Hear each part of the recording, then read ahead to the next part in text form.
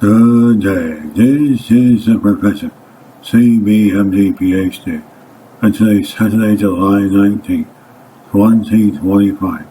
It is 8:43 and 48 seconds, p.m. Eastern Standard Time, and today's research, UFO triangles. So let's hop to it here. Nashville Triangle, a shining object, at very high altitude appearing roughly triangular in shape, was viewed over a wide area near Nashville, 10, from about 5 p.m. to sunset.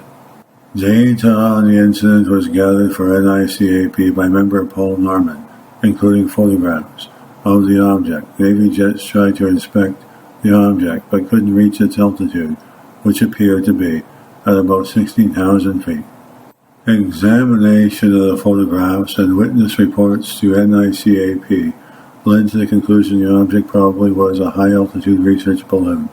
Nothing contained in the photographs or reports strongly challenges this conclusion. Huge Moby Dick plastic balloons named after Melville's legendary whale, used for high-altitude research, are pyramidal in form and can appear triangular in outline. Also, local authorities often know nothing about these balloons, which travel long distances glowing brightly in sunlight at times. When local airports are unaware of the nature of the objects, this sometimes adds to the mystery. The NICAP Assistant Director once experienced a sighting of a Moby Dick hovering and glowing brightly over New Orleans. No one could account for it, and the object still resembled a bright light source through 6 power binoculars. With the aid of an astronomical telescope, he was finally able to resolve it. The plastic material and instrument packages were clearly visible. Greg Seas, Newark, Ohio. NICAP received a telegram in June 1961, notifying us about the existence of some color movies of a UFO taken by a 16-year-old boy, Greg Seas. Our informant was Robert William Miller, a young man with serious interest in UFO investigation, who had formed his own group for that purpose. Mr. Miller had been one of 5 witnesses to the UFO sighting and filming. A meeting was arranged between the youths and Mr. A. B. Ledwith, NICAP member in the area with technical background, including photographic analysis, work with Smithsonian Astrophysical Observatory.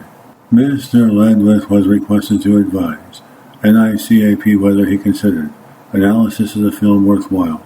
After talking to the youths and viewing the film, Mr. Ledwith recommended analysis of the film and advised Mr. Seas to have several copies made storing the original in a cool, safe place.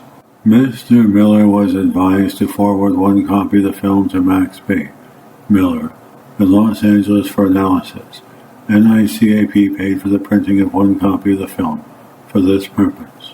The film was sent to Max Miller by registered mail August 7, 1961. About this time, photographic analysis work began to pile up on Max Miller, and other commitments began to make demands on his time. As a result, several analyses in the past 2 years are either incomplete or still pending. Max Miller is no longer an NICAP special advisor, and other arrangements are being made to complete the analysis. The color film was taken between 10 p.m. and midnight with a Brownie 8mm camera and telephoto lens, 2.5 power, f1.9. The UFO appeared to the unaided eye as a single white light, but the film indicates 3 objects, one slightly off frame. Mr. Ledwith has tentatively ruled out reflections and film defects as a source of the images. Mr. Van Kao, a professional photographer, considers the negatives authentic. The photographers were then examined by Dr. James C. Bartlett, Junior NICAP astronomer, advisor in Baltimore, and Mr. Sidney Parsons, professional astronomer and an NICAP member. Dr. Bartlett determined that based on the fraction of the moon's surface, which is illuminated in the photographs, the new home when the sighting and filming took place. Reportedly, there were 3 other adult witnesses. Lacking information about the witnesses, we are forced to place the pictures in the incomplete category, pending additional data. The first 3 photographs show no landmarks.